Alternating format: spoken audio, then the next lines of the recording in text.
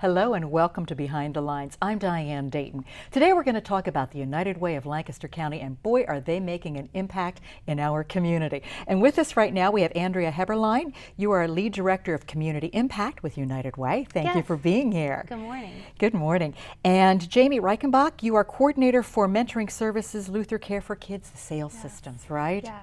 Thank Good you morning. for being here. Thank you.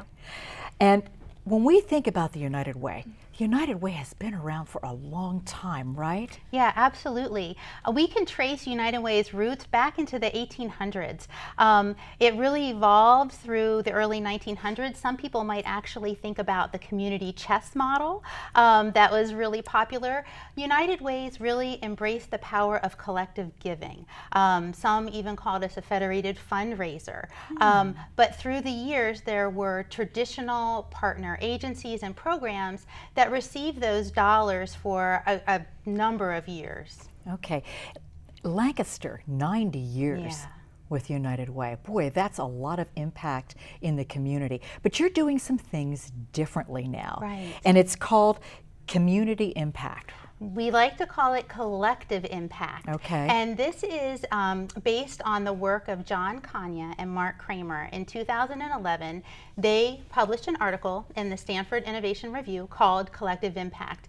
And what they found is that when we look at complex social problems, we really needed to have a very intentional framework to address those problems. And that's collective impact. So United Ways across the country really looked at this model and agreed that this was really a best practice. So in Lancaster County, after years of kind of research and looking at just our community data and working with Franklin and Marshall, the Center for Opinion Research, and doing community conversations, we recognized that collective impact really would be a very effective and promising way to allocate funds into the community. And I think, if my understanding is correct, with Lancaster County's United Way, you are totally doing that now, where different United Ways across the country are doing this, in a smaller scale. Right, right. We, in 2014, our board of directors made a very intentional decision that we were going to move 100% to the collective impact model, meaning that we were not necessarily going to fund those traditional partner agencies that had received funding in the past. They certainly were eligible to reapply under this new model, and many of them receive funding under this new model, but it was a very different way of looking at funding partnerships versus then individual programs or agencies. Okay, and this has made a difference for what you do, right? It has. How has it? So just like Andrea said, we were actually, as Luther Care for Kids, we were funded in previous years before we moved toward this collective impact model previously, but we weren't able to make as big of change as we feel like we're making right now. SAIL, which stands for Systems Aligned in Learning, partners with several community agencies in order to look at getting children 100% ready, dealing mainly with the in-home child care provider.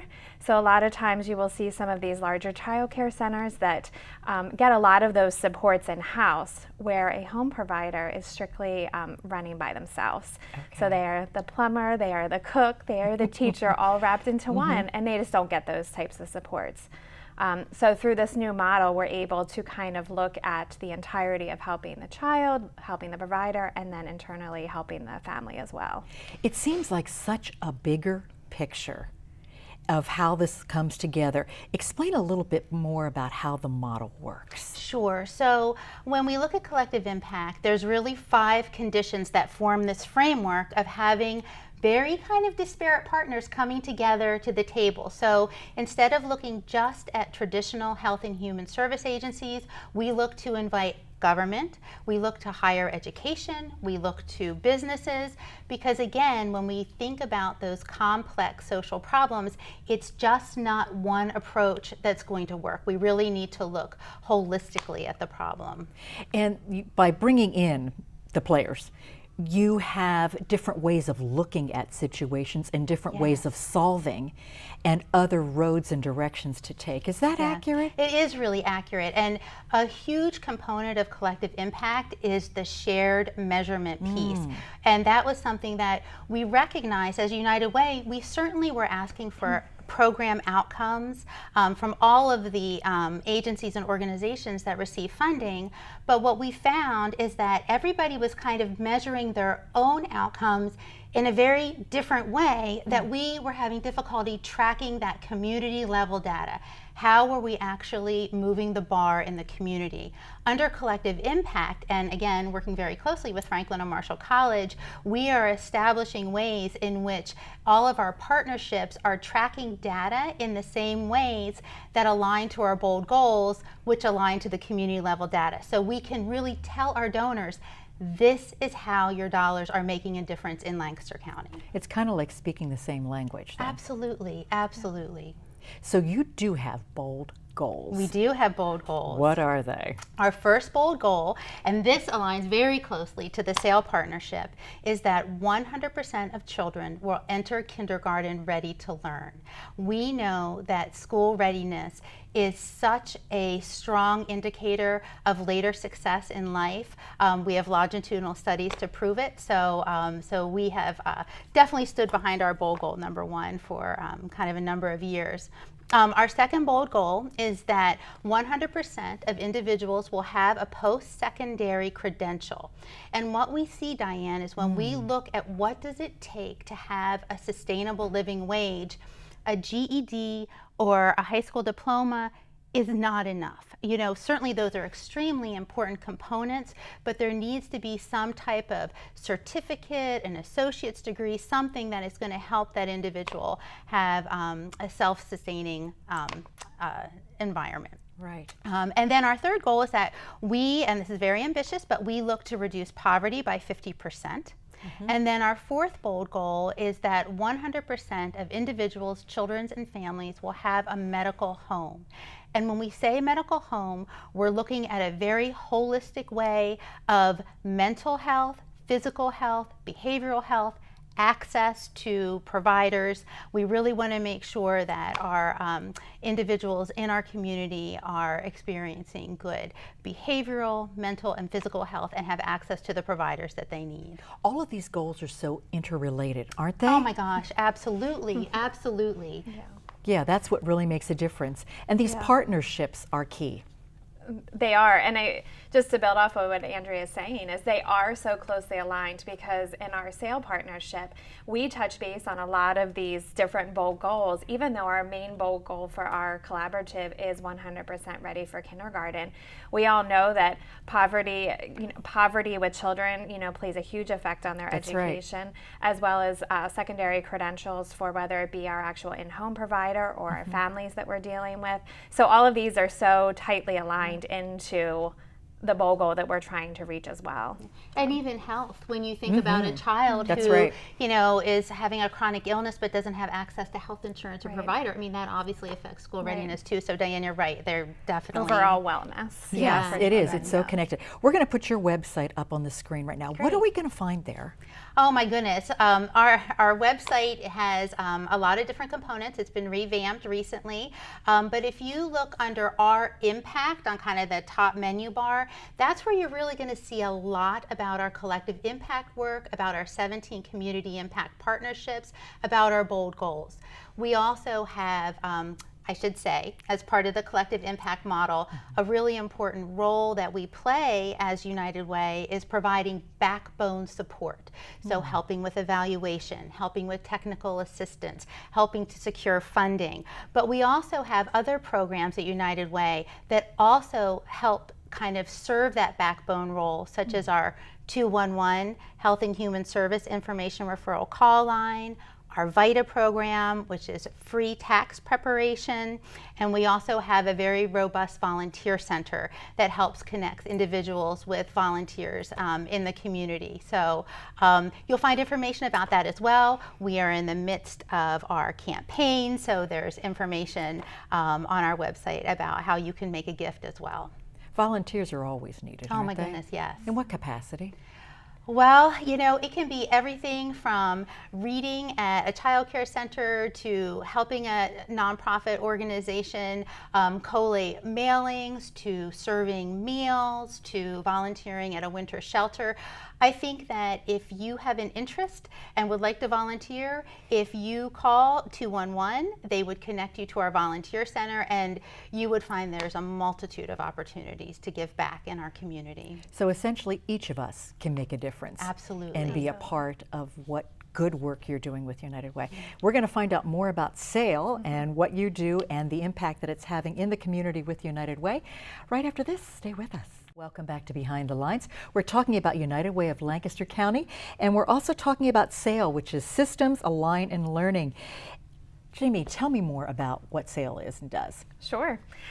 Systems Aligned in Learning is a program that was developed from this new collective impact grant that we were able to receive. We are currently in year 2 funding of that grant process. And what SAIL basically does is looks to go out and support the in-home child care providers. They are someone who is often kind of left by themselves, and they just don't have the support of some of your larger child care facilities that you would see along your typical corners within cities and within communities. So what we look to do is we actually are partners with some agencies within the community in order to help look at that holistic approach to getting children ready for kindergarten and help support these in-home providers. So in-home providers can serve anywhere from 1 child up to 12 children, depending whether they are family home or whether they are an actual group home. And what we actually look is we have 2 mentors that go out. We have one that's full-time and one that's part-time. And they actually are able to, we have a whole storage area full of materials that are able to be loaned out to these providers. So they can be anywhere from art materials to fine motor or gross motor materials that we're able to loan out to them. Money is a huge problem. We all know that childcare is not a very profitable business, but we are doing a huge service when we are taking care of our youngest community members. So we're able to loan those materials out. We also partners with the Lancaster County Library Systems. Good.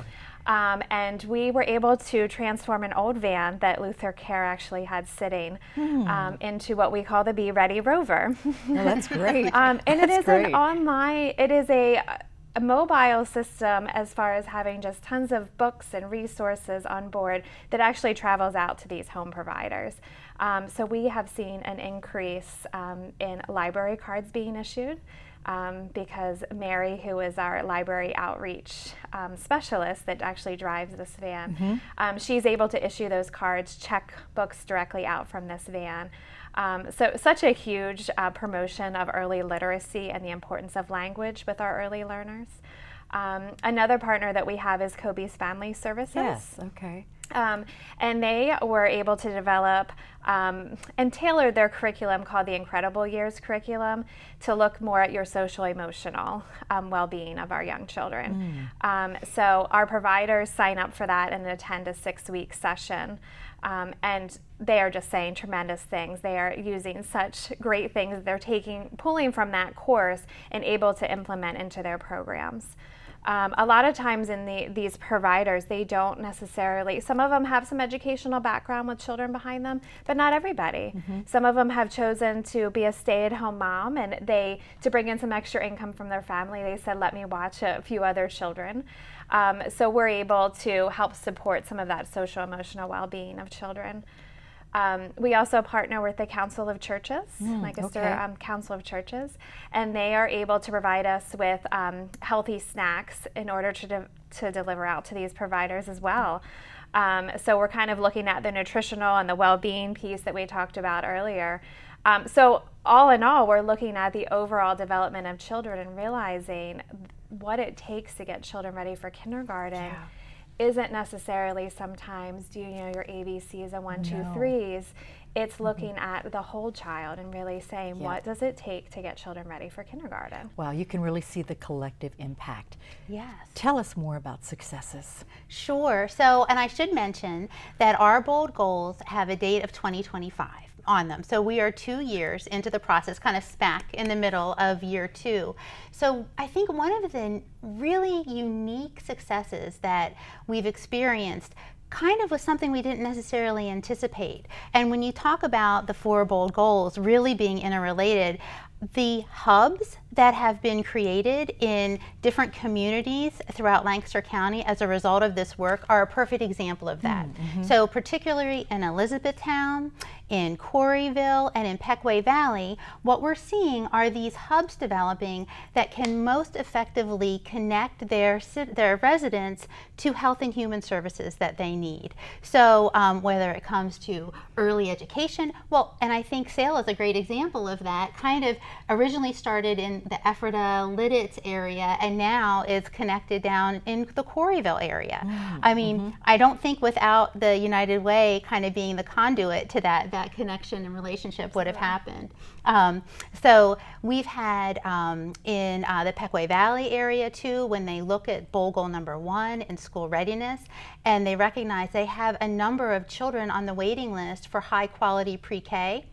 Their partnership was able to use United Way grant dollars and open up a brand new classroom. Oh, wow. And took 20 children off the waiting list, which is just phenomenal. That really is. You're Yeah. talking about 17 community impact partners. Partnership. And then you've got, what, about 100 organizations that are all a part of that? Absolutely. It's really interesting to see how things are paired up, because you're helping facilitate that, but each of these organizations are really getting an eye-opening experience on how they can make a difference, a real impact, right? Absolutely. The communication, and again, United Way as the backbone, has really been intentional about bringing the partnerships together, whether it's a shared learning opportunity, whether it's a shared meeting, and that's where these relationships are building, and folks are learning from each other on, you know, what are kind of these emerging best practices, how can we partner more effectively. So it's almost taking collective impact, and the model is just spreading throughout the county. Well, you've learned a lot too, just in the short period of time that this has been going on. So tell me what you've learned, what the next steps are, what you see. Oh, sure. Well, I mean, I think when we look back and some of, you know, these lessons learned, that it was very different for United Way as a funder to be actively sitting at the table at partnership meetings, you know, and I think that was something we really had to work hard on, building that trust and that rapport, and recognizing that we want to be a part of this work, and you know, please kind of accept us. And we are able to then provide really critical help with like the evaluation piece, and again, just connecting partnerships. I think our role really has been defined much differently over this past year, but it's just been great. All those things that are key to the success. Yes. Right? Your website, let's talk about what's on there. Sure. LutherCareForKids.org is, if you go under the actual mentoring tab, and we are actually looking to revamp this because of the initiatives of SAIL, but it actually talks in general about the services that we're able to provide throughout the mentoring program, and how we're able to get out to these providers on a monthly basis. A lot of state initiatives and federal funding streams that are out there look to maybe get out to these providers once or twice a year, and we're able to do so much more than that. So if you do go to the website, you're able to find some contact information to get in touch with someone regarding the mentoring program. That's great. What else do you want us to know that we haven't covered? I would just say that United Way has really made a bold move.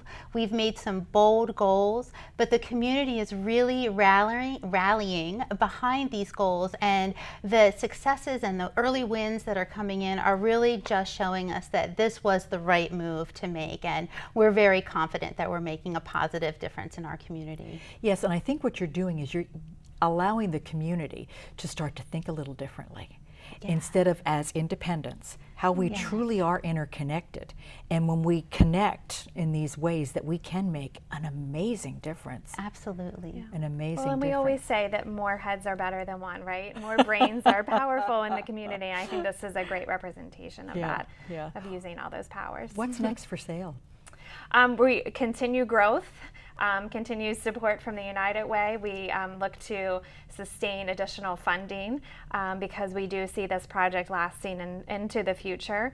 And United Way plays a huge part of that, but we like to look towards other funding streams to move forward and gain as many providers and touch as many children's lives and families as we possibly can within Lancaster County. Yeah, it really does make a difference. And Lancaster County is how big? Residents, where are we? Are we 500,000 or more, I think? Yeah. I don't have growing by the day. But it is, it's a nice big growing, yeah. community, and it is growing. Yeah. It is growing, and that's why doing what you're doing is really making a difference, too. Yeah. We're going to take a brief pause. When we come back, we're going to have some final thoughts that we want to leave everybody with. Excellent. Stay with Thanks. us. We've been talking about the United Way of Lancaster County. By the way, the only United Way in the whole country that is collective impact model only. Let's have some final thoughts, Jamie. Sure.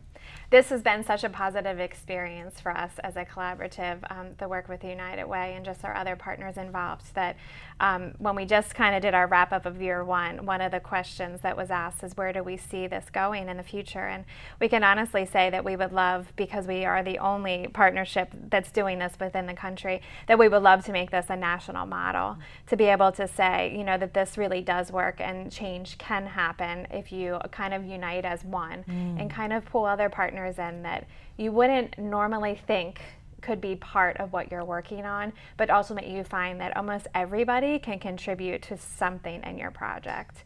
So I just think as we move forward, we're going to see some really big changes happening. Yeah. Andrea? I guess I would just like to reiterate that United Way is committed to systemic change in our community, really looking at those root causes and the way that we can bring partners together to solve those complex problems in a highly effective way. Yeah, it does make a difference. We're going to put your website on the screen again, and that is what? That is www.uwlanc.org, and that is where you can find a wealth of information about the work that our community impact partners are doing throughout Lancaster County, as well as programs that United Way offers, like 211, the Volunteer Center, and VITA, and also get information about our current campaign if you are interested in being a donor. And to volunteer, right? Absolutely, absolutely. And once again, you were saying there's different levels of volunteers, too. Absolutely. You know, a gift of your time can be at a food bank, it could be at a winter shelter, it can be helping doing light office duty, it can be reading books to children. I mean, there is just a breadth of opportunities for individuals in our county. Sure is, and we're going to put your website on the screen, too. Great. So that way we can get a hold of you, too, because all the good work that you do. This is absolutely wonderful with this collective impact and what you're doing in Lancaster County. And actually, it spreads beyond. As you're saying, you're also communicating with other United Ways, too. Thank you for all you do for us and beyond. Thank you. Yeah. Thanks. And thank you for joining us today, too. I'm Diane Dayton with Behind the Lines, reminding you to look behind the lines. You might be surprised what you find.